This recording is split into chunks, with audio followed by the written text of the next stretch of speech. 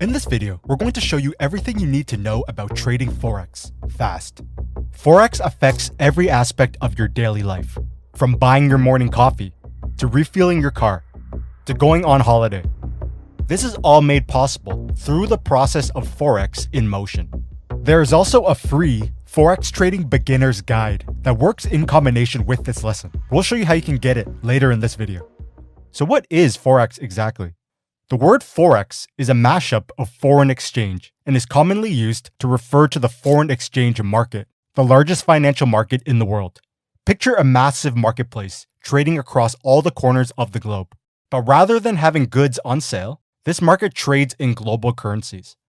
The Forex market, or foreign exchange market, is one of the most widely traded markets in the world, with daily trading volume of over $6 trillion. Unlike the stock market, the Forex market is open 24 hours a day from 5 p.m. Sunday to 5 p.m. Friday Eastern Time. So you might be wondering, where exactly is the Forex market based? Well, it's actually everywhere. Forex is a decentralized market with no single central authority or exchange that governs it all. Instead, it is made up of a network of banks, brokers, dealers, and even governments who trade currency with each other. Also, make sure to hit the like button, as it allows for our team to continue to produce more free content on YouTube.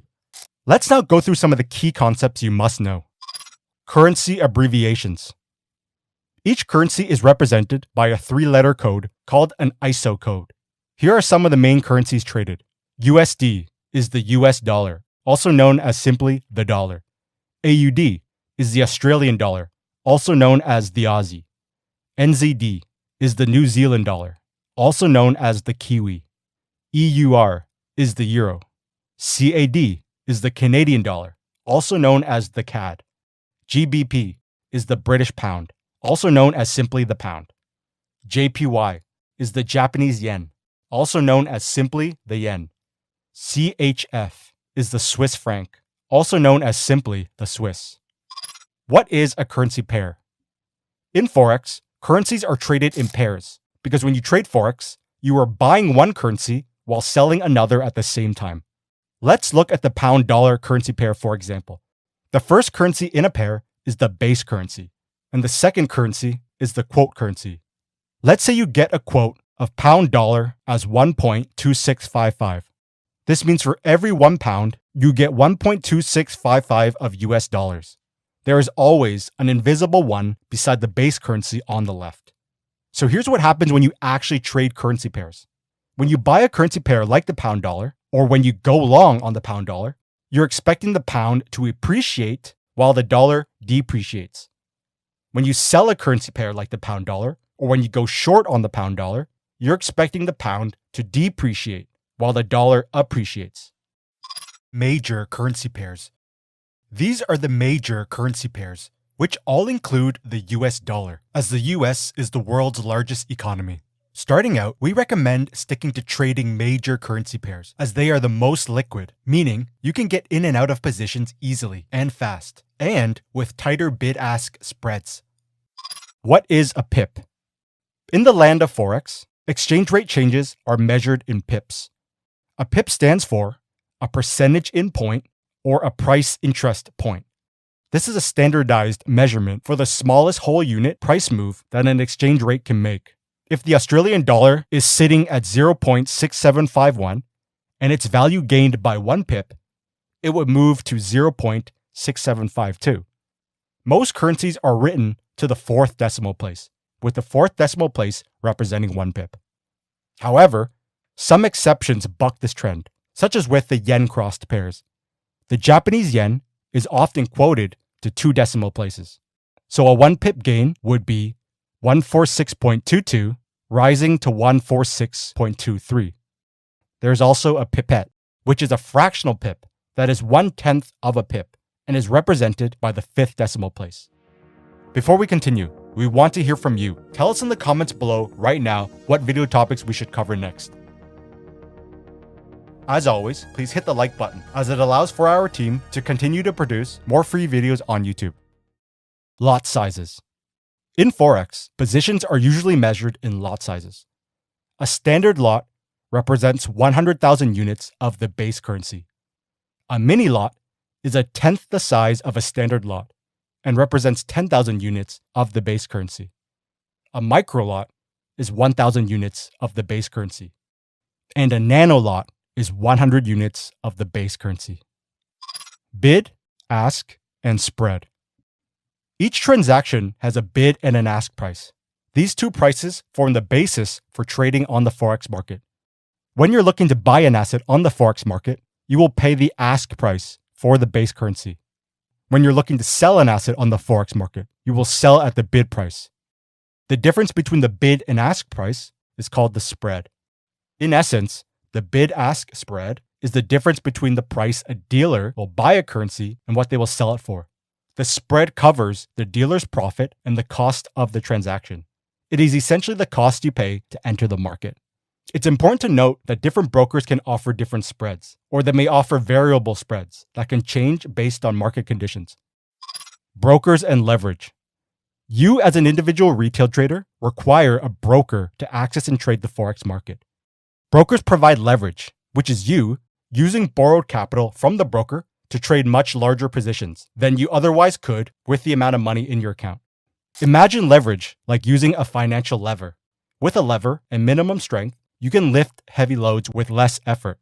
Like a lever that magnifies physical strength, financial leverage magnifies your trading power. Essentially, leverage turns up the volume on trades. However, with the potential for more profit comes the potential for more loss. It's important to keep in mind that leverage can act as a double-edged sword. Leverage offerings vary from broker to broker and are usually expressed in a ratio, such as 1 to 50, 1 to 100, or 1 to 500. Usually, traders will be required to deposit a margin of the trade to act as collateral for the leveraged position. Liquidity. Visualize a vast global marketplace where many players are trading. Each transaction barely makes a ripple on the surface, like dropping a tiny pebble into the ocean. Because of the market's vast size, people can quickly enter in and out of trades without causing much disruption to the exchange rate. Simply put, a liquid market is a financial market where lots of trades occur, and it's easy for traders to buy and sell. Market volatility. High volatility means prices are changing rapidly and by significant amounts, like a crazy roller coaster ride with sudden drops and steep climbs. Notice the drastic and wide swings of price, which signals high volatility and means that there is more risk for your trades, but also more reward. In times of low volatility, the market is calm, with smaller exchange rate fluctuations and price changes.